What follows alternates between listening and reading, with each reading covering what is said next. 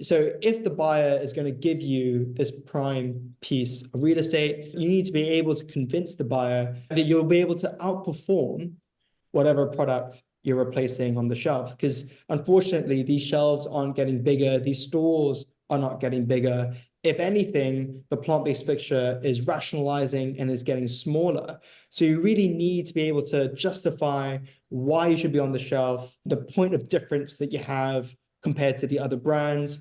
What shoppers are you going to bring to the shelf that the category isn't otherwise already bringing in? And how are you going to maintain a high rate of sale? So how are you going to make sure that your products just keep on moving off the shelf?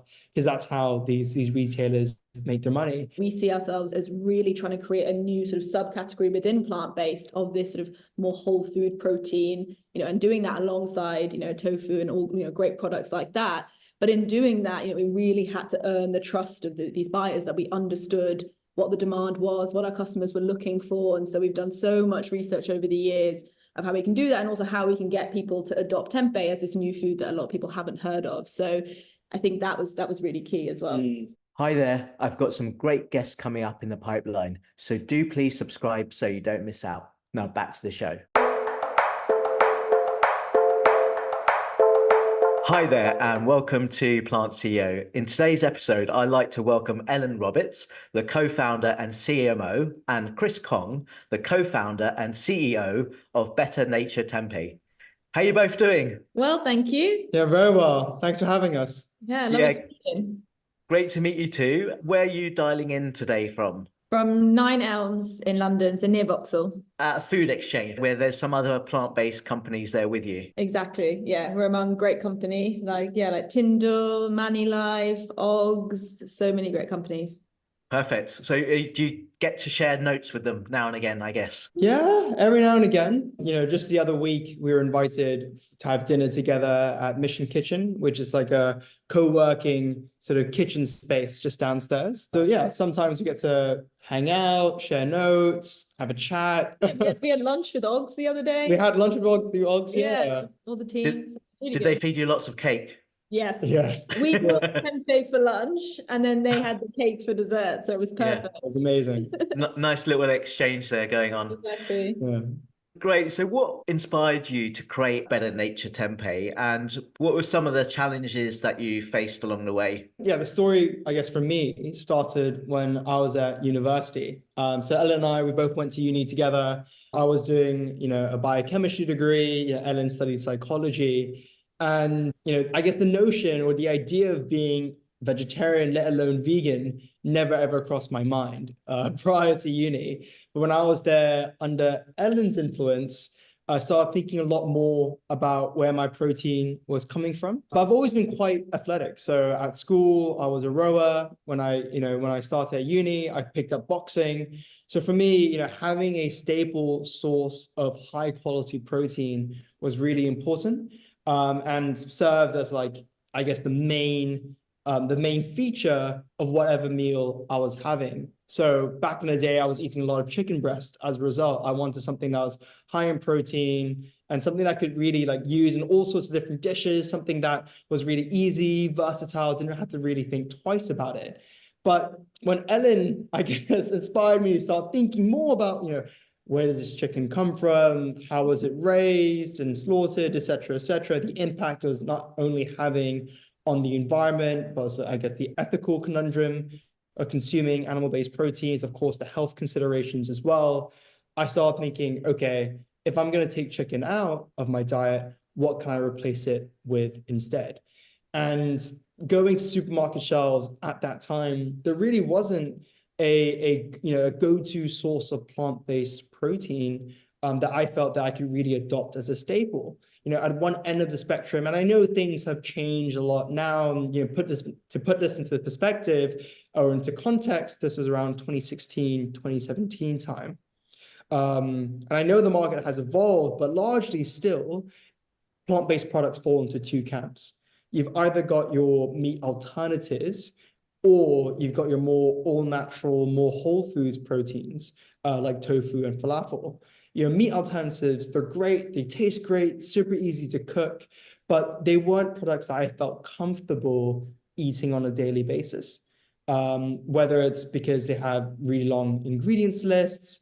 Yeah, I didn't think they were naturally like the most healthy options available out there. And at the other end of the spectrum, looking at tofu and falafel, again, great products, but not products I felt like I could eat day in and day out. There's only so much tofu I feel or falafel that any one person could eat on a given week.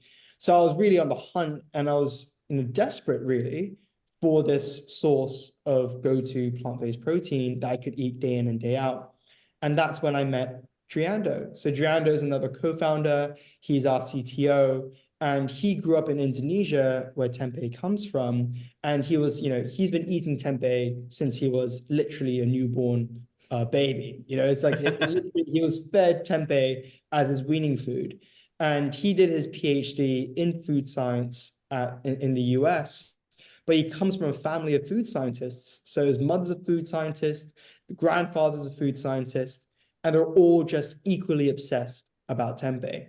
So when we met just by happenstance at university, and he was telling me all about his PhD on tempeh and tempeh in general, I was, frankly speaking, I thought he was, blowing hot air. Like, I didn't think that this food product could actually exist. So he invited me out to go to Indonesia to hang out with him and his family. So I took that opportunity and was just blown away about how commonplace tempeh was in Indonesia. It's literally served on every street corner. Everybody knew what it was.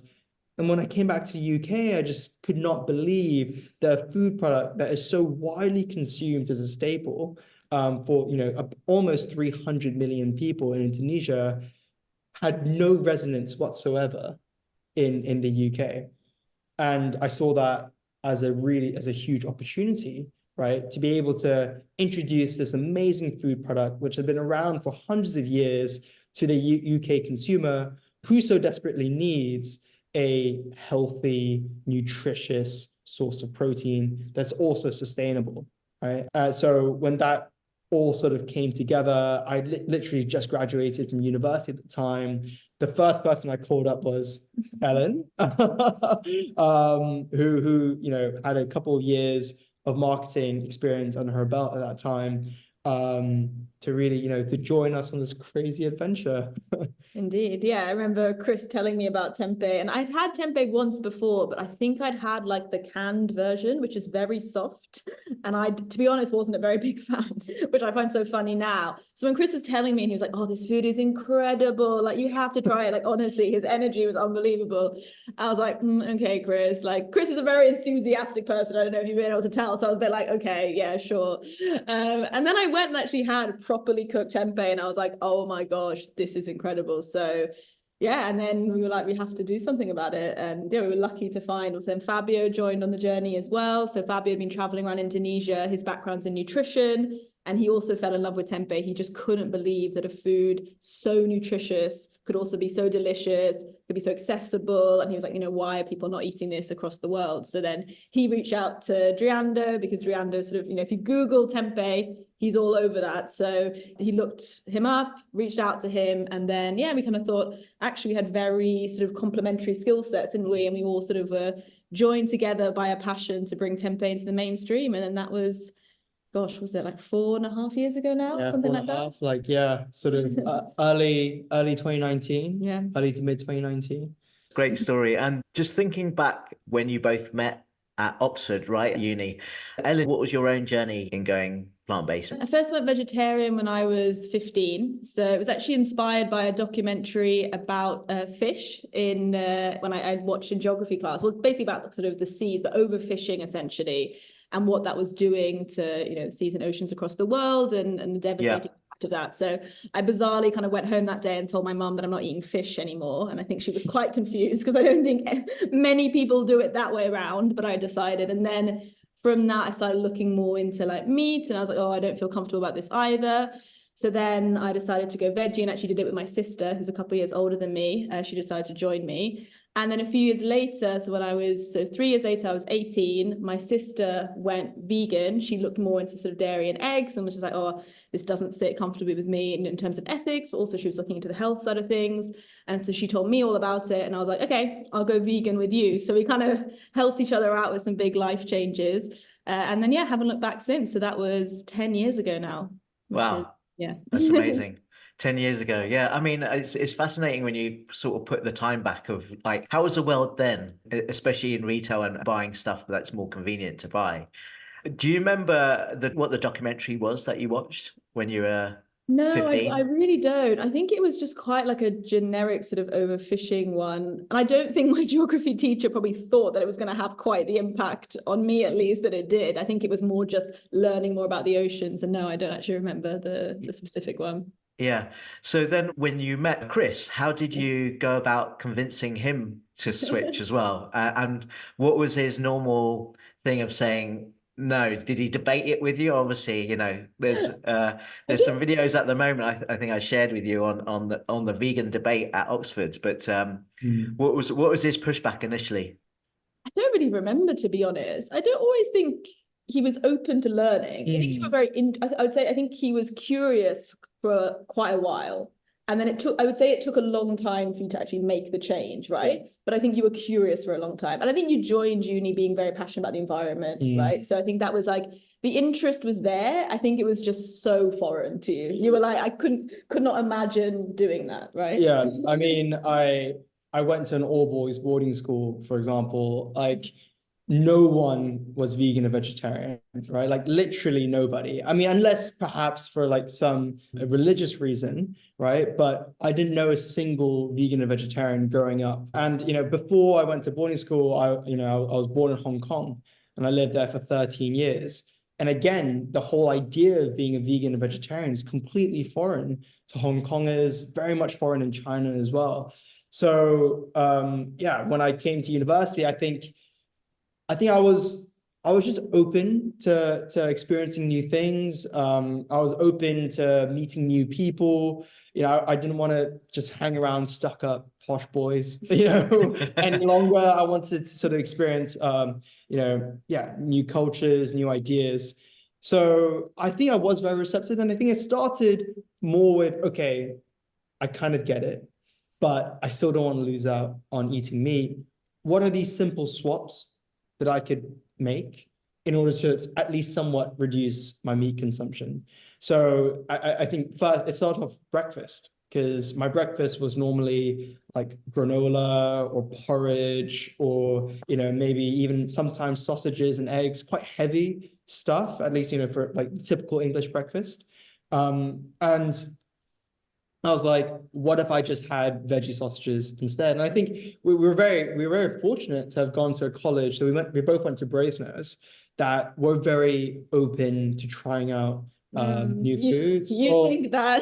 Okay, sorry, that was my sort of experience. There was a lot behind the scenes that I had to do. I was pushing quite hard, because when I joined, like genuinely for my first year, what I predominantly eat was potatoes and salad. That options were very limited for dinner. So I had quite a lot of meetings with the kitchen, and also in my second year I was like the environment and charities rep as well. So also from that perspective, trying to think like, how can we cut the carbon footprint of the college, especially through our food. So yes, I had many a meeting, but in the end, like they were very receptive. I think it just takes time for people. I think they, at first they were a bit, affronted, and also I think it's the fact that they have a big responsibility. They feel the responsibility of feeding these young people. They want people to enjoy their food. A lot of pressures coming different ways. So I think for them, they just wanted to make sure they were serving up sort of good quality, in their mind, healthy food. And my way of doing that maybe was a bit different to what they had been used to in the past. But in the end, they were, and now they're, I think they always topped, one of the most vegan-friendly colleges in Oxford, which is great. I've been back quite a few times since, and the options are sort of even better than when I was there, which is amazing. So yeah. Yeah, and I guess, when your friendship circles slowly all start adopting this diet, you start thinking, am I the only one not on this sort of bandwagon. I'm the odd one out. And I think as humans, we all have a craving for belonging, right? So I started really thinking, okay, what if I tried doing a little bit more? And I think the real switch came when I stopped eating beef for ethical reasons mainly, right? I think that was the big switch for me. It wasn't so much environmental, even though I think that's what got me on board initially. It got me interested in the topic, just understanding the environmental consequences of my diet. But I think the first switch came when I realized, well, I can't kill a cow. Why should I eat beef? And once I made that decision, okay, I can't eat what I can't kill. Then slowly but surely I was like, well, I can't kill a pig either. Chickens, like I can't do that. And then boom, I was vegan. Yeah, awesome. That's great to hear. And tell me about the process of making tempeh for the people who don't know. That I think it'll be good to cover that. Yeah, I think you do a better job than me. Sure. So tempeh is super easy to make. And again, I mentioned earlier, it's been around for hundreds of years. It's pretty much as minimally processed as you can get. And simply put, tempeh is fermented whole soybeans. So how it's made, whether traditionally or in factories these days, is you start off with your plain soybeans. You cook them, right? So whether you cook in the pan or a pasta cooker at the industrial scale, you still cook them. You let it cool. You add in your starter culture, which is really that secret sauce. You can think of it as like analogous to the mother of a sourdough, right? It's what kickstarts the fermentation process, what drives the fermentation process. And in tempeh, the starter culture that we use are actually mushroom spores. So tempeh can really be thought of as this like beautiful marriage between beans, soybeans, and mushrooms, right? Okay. So it's called inoculating, right? But really it's just like tossing a bit of the starter culture in, mixing it up, and then you put it in a warm room for anywhere between 2 to 3 days. And what comes out is this white cake, right? Which is tempeh. And that cake can be chopped up into pieces, into slices. It could be minced. It can be done. It can really be, formed in any way that you like. And using this mushroom as a starter culture, is that something that is quite common with other producers, I guess? So, I mean, other producers of tempeh? Yeah. So it is quite common. I mean, it's the only way you can make tempeh is by using these mushroom spores. But the really cool thing like that these mushroom spores do is that it affects the nutritional content, it affects the taste, and I think really like miraculously affects this texture, right? Because you think about it, 2 to 3 days ago, all you're holding in your hand is a bag of boiled soybeans. 2 to 3 days later, it becomes this cake, right? So how does that happen? Well, it happens because what the mushroom spores do once it's being warmed up and once it's sort of mixed in with the soybeans is that they germinate and they grow and they form this network of mycelium, right? Which I think is quite well understood these days. This mycelium that eats away at the carbs and the fat of the soybeans, but produces itself protein. So what happens, when you start off your bag of boiled soybeans, you ferment it, what you end up doing is that you reduce the fat and carbohydrate content by about 50%, but you increase the protein content by about 30%, having really not done anything apart from leaving it in a warm room, which in Indonesia is literally the entire country, right? Yeah. But the mycelium has this added benefit of binding all the soybeans together, right, in this really tight mesh and gives it that firm, more meaty texture. Yeah, that's awesome. And what about the type of mushroom? I mean, do people use a variety of mushrooms? What sort of mushrooms are they using? Yeah, exactly. So it's very specific, I guess, genus of mushrooms called Rhizopus. So typically it's either like, Rhizopus oligosporus. You can also use other species of Rhizopus like Rhizopus oryzae, but it's typically from, species within that family. Okay. And I guess also, like, in connection with mushrooms in general, there's so much that we don't know, right? And there's a lot of research that still needs to happen in the types of mushrooms and the effects that it has on your brain and also, I guess, your gut. Yeah, no, absolutely. I think there's so little that we know about mushrooms because the mushrooms that we know of that have fruiting bodies above the ground that are visible, right? When we say go to a forest, for example, are only just a very, very small subset of the encyclopedia of mushrooms that exist. Most mushrooms don't have a fruiting body. Most mushrooms exist purely below the ground. And it's also the network they formed and how they communicate with each other and also let other species know, I guess, especially like trees, right? For having that network in place helps trees communicate. Yeah, absolutely. I mean, I was just reading a book called Regenesis, written by Georges Monbiot, and he talks about how you have this amazing rhizome, right, underneath the ground. You know, we talk about the biome, we talk about like the microbiome in our guts, but in soils, you have this incredible rhizome, which is like the interconnections between mushrooms, trees, different plants. And you also have, I guess, yeah, I can't remember exactly what it's called, but the bacteria that live within the soils as well, and how Yeah, that yeah, all sort of interconnects and plays with each other.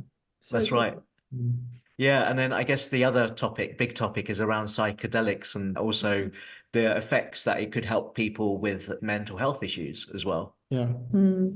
Yeah. Definitely. So great. So let's talk about your products. So you've got organic products, you've got your marinated ones, which is the barbecue, the Mediterranean, the curried, and the smoky one. Which one is your best seller and why? And also, how do you decide what flavors you want to create next?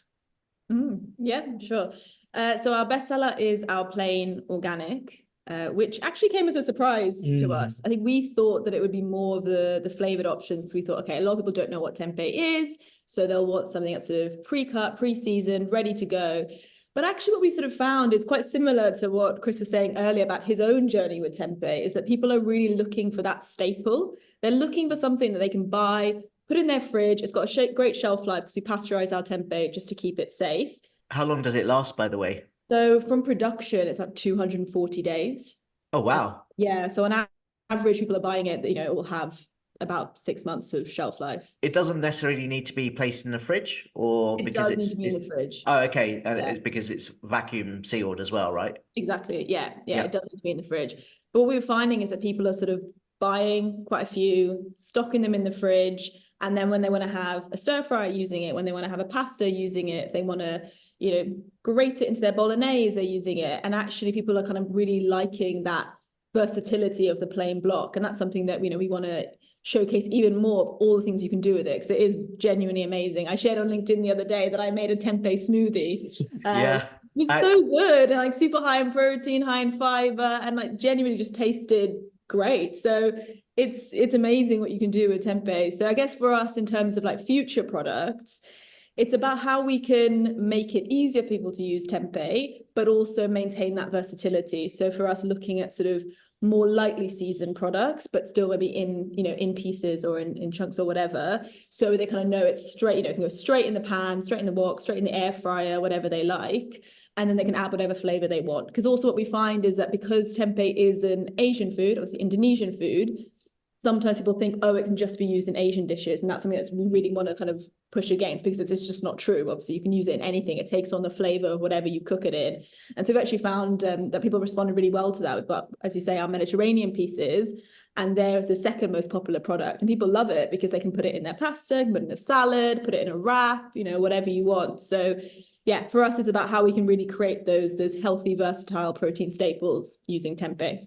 Yeah, and the marinated one, after it's marinated, are you sort of baking it, frying it? What process do you have with those ones? Once it's marinated, we just put it in the tray and we pasteurize it. That's all we Oh, do. okay. Yeah. And then however you want to cook it at home then would be that. Yeah, cool. Exactly. You can pop it in the microwave. It's not probably the optimal flavor experience, but I think it's great. Personally, I think it's very convenient. But the ideal thing to do is fry it, air fry it, bake it, something like that, which kind of gets it a bit crispy, I think is the ideal way of cooking it. Yeah. Are the flavored ones also organic? No, they're not. They're Right. not. So there is a difference between the two. I guess in terms of nutritional profile, slightly. In fact, the marinated products are higher in protein, but that's only because I guess the process of marinating, etc., sometimes takes out a bit of the water from within the tempeh, some of the moisture.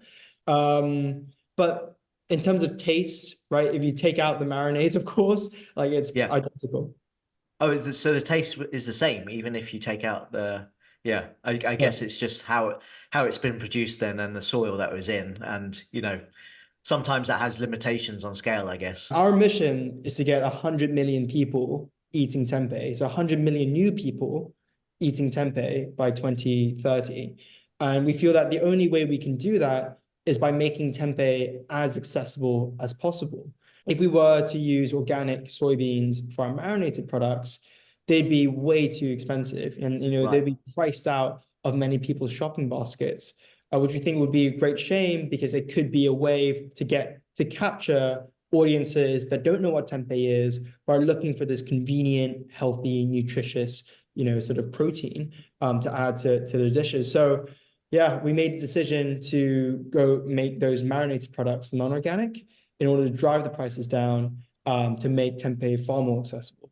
Yeah. And what was your sort of retail price for those? What's the difference? Yes, they were organic. Yeah. We're talking about £3.49, but we currently sell the non-organic ones for £2.75. Right. Okay. And we're thinking about, considerable cost saving there. Yeah. And I guess if I'm just trying to think of sort of the price of tofu in comparison of organic tofu, that varies, I guess, it depends on the grams, actually. I guess if it's a 200-gram block, I guess, depending on what the retailers have on their offers, whatever, it could be anywhere like £2.50 to £3 something, I guess. Yeah, tofu is usually like quite a bit cheaper than tempeh, but that's predominantly because it's, so much of it is water content in the sense, whereas tempeh is, almost entirely soybeans and obviously fermented as well. So the whole process behind that. So yeah, we do find that, it's probably on average about 50p more expensive tempeh. Okay. What about the protein content compared to tofu to tempeh? The protein content of tofu does massively vary across types of tofu in terms of obviously silken tofu, firm tofu, but also across brands. But on average, it usually sits around 12, 13 grams per 100 grams, whereas our products are anywhere between 19 to 24 grams per 100 grams. Okay. So it is quite a bit more. And I think also, but the bigger sort of difference is fiber. So with tofu, it's very low in fiber. I think it's always under a gram, whereas for us, we're about 7 grams of fiber per 100 grams. So you do get more because you're keeping the soybeans whole. Yeah, 100%. Yeah, that's really important because you need the fiber to absorb the protein. And we're very deficient actually in fiber compared to protein as well. Yeah, 100%. And I think a lot of, processing methods, especially in the food industry, takes fiber out of, plants that have loads of it in. So if you think about tofu production, for example, what you do is that you get your soybeans, but you milk them, right? So, and you collect the soy milk and you coagulate the soy milk. But what you do in that process is that you effectively discard quite a bit of the soybean, right? So everything that doesn't otherwise go into the milk effectively gets discarded as waste.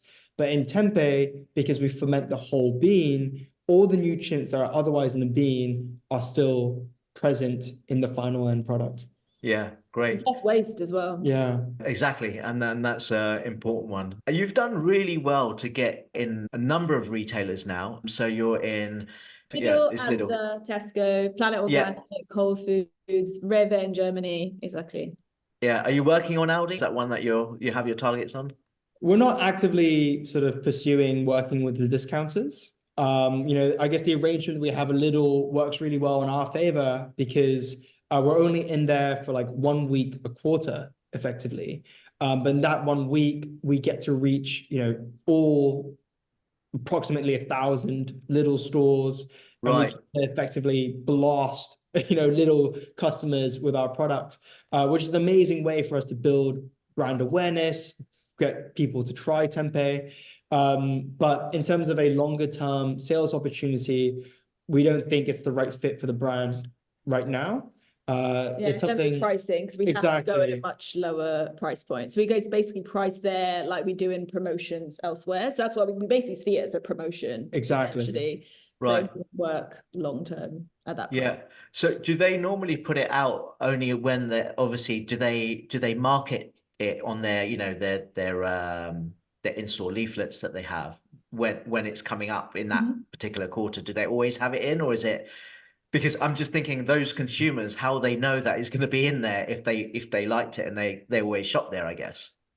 I think that's just the way that Lidl is, right? I think like a lot of Lidl shoppers sort of expect that. They sort of know that things go on rotation and they have different weeks. So I know our co-founder Fabio he shops at his local Lidl and he gets very excited when it's Italian week at Lidl. It goes wild. But I think he sort of knows, he knows he'll get those products then and then they'll rotate back again in a few months. So I think that's kind of what we've heard from when we've spoken to people is that they shop at Lidl, but they also shop elsewhere. So they kind of do their basics. They know they absolutely need to get elsewhere. And then they go to Lidl to be like, well, what deals can I get? What new things can I find? Which is actually great for us because that's a great mindset for people to discover tempeh for the first time as something they're just like, ooh, what's this new thing? And obviously, the fact that we go back again and again, it just helps to sort of build that up even more. Yeah. Yeah, interesting. And I guess if they do find it there, they can always go to the bigger supermarkets, right? The bigger chains to buy the product. All the information's on our pack, so they can just look us up and then find it. Exactly. Yeah, awesome. So how did you work in getting involved with some of the larger retailers, nationwide ones? Yeah, there is no silver bullet, I'm afraid, of getting listings with these major retailers. I think a lot of it for us, I think what we adopted was the mindset of the buyer, right? And we tried our very best to put ourselves in the buyer's shoes to understand exactly what the buyer is looking for.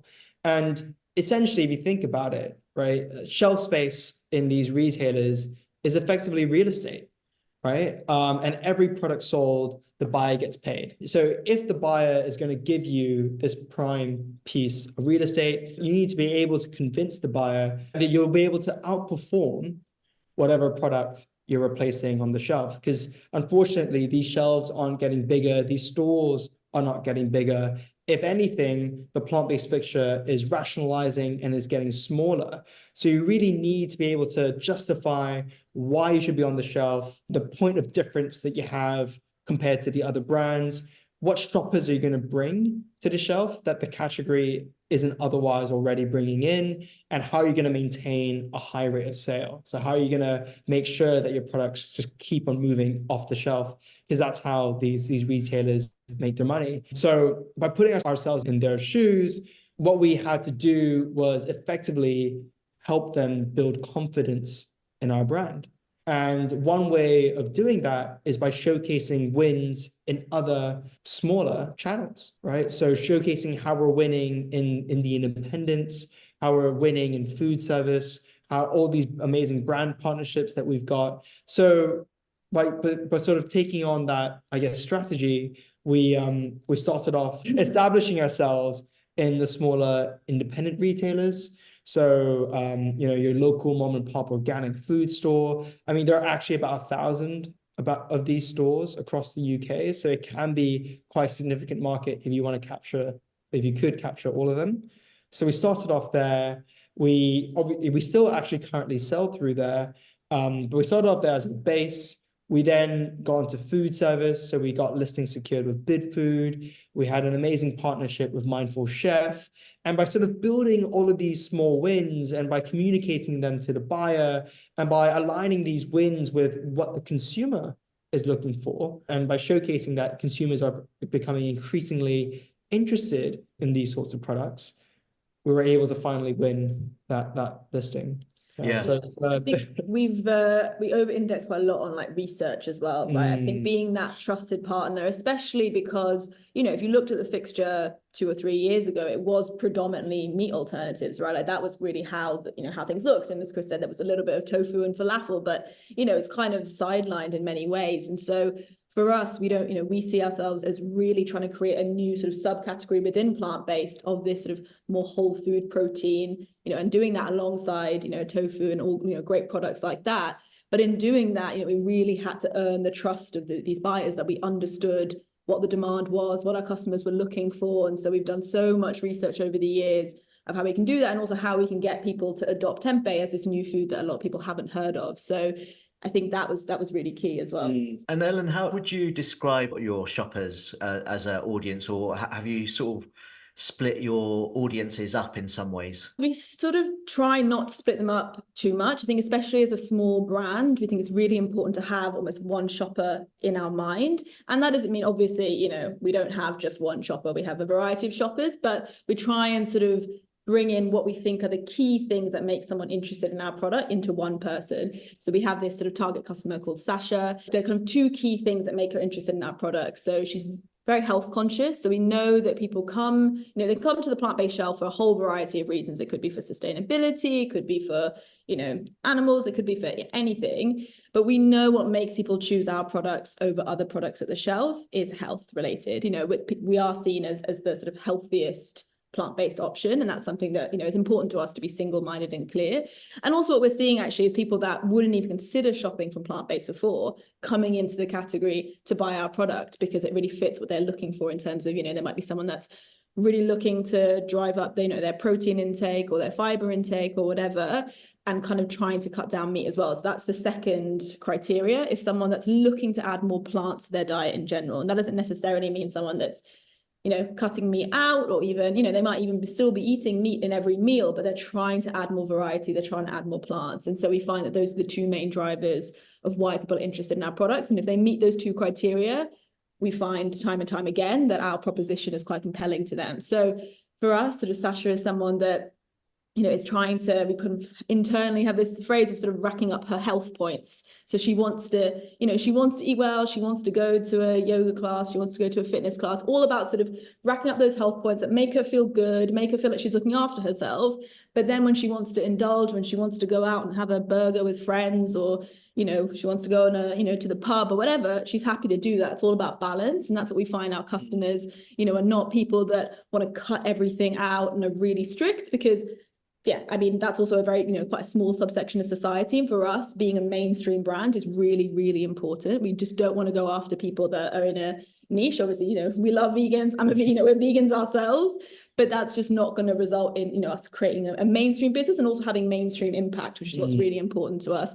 So that's kind of what we've created the brand around, is people that are looking for that balance, looking to add, great, delicious, nutritious foods into their lives without feeling they need to necessarily cut things out all the time. And I think in doing that as well, it's a really positive approach that we find really resonates and actually gets people excited about eating more plant-based foods, which is very much the ethos that we have. And, that's what we think is actually going to result in mainstream change. Yeah.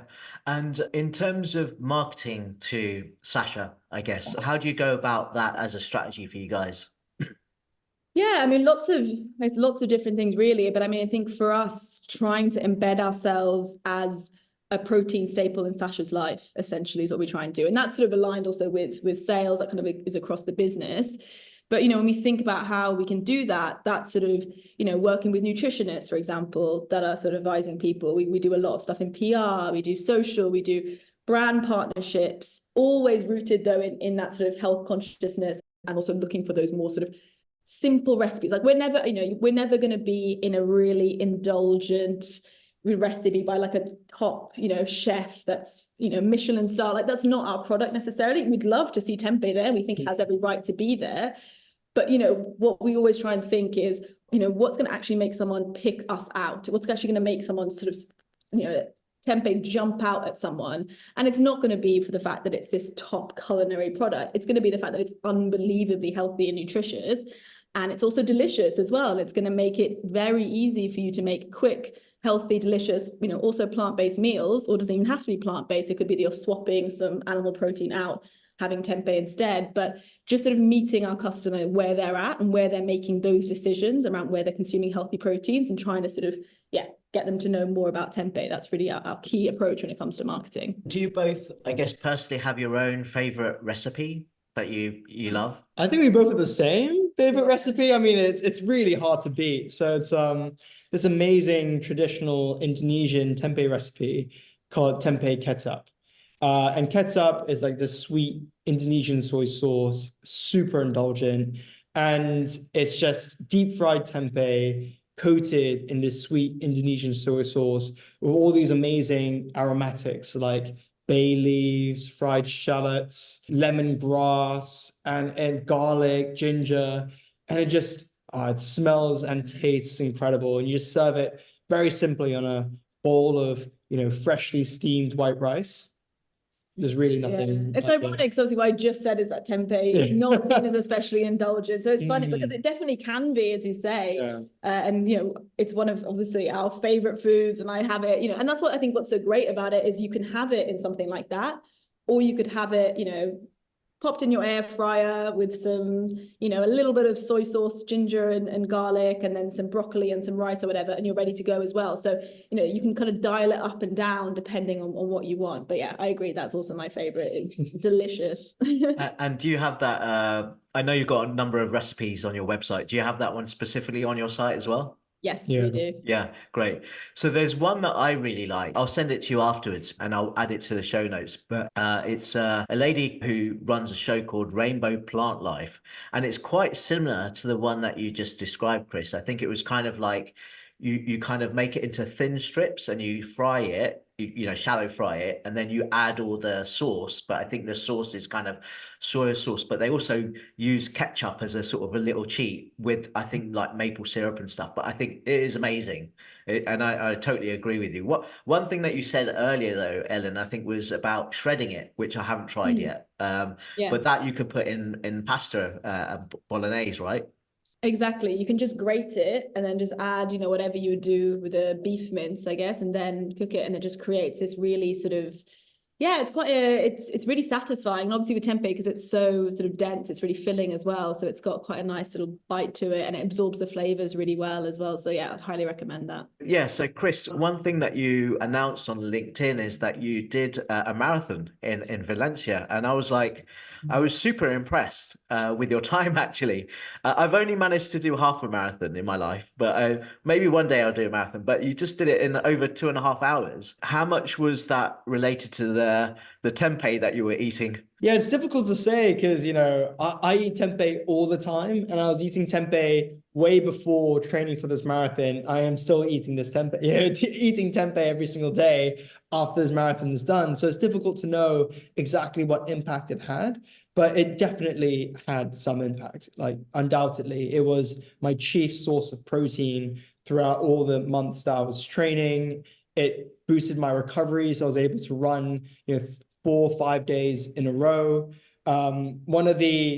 It's very difficult to hack your way to fast marathon time. Unfortunately, it just is about getting the volume in, going out, and just getting as much mileage under your belt as you can in any given week. That's honestly like probably the only tried and tested way of getting faster for a marathon. And eating tempeh to the extent that I was, probably like every single day, allowed me to recover the next day to tackle another big run day after day. Yeah. And are you thinking of taking on more sort of marathons and maybe any other cities, maybe New York? Yeah, no.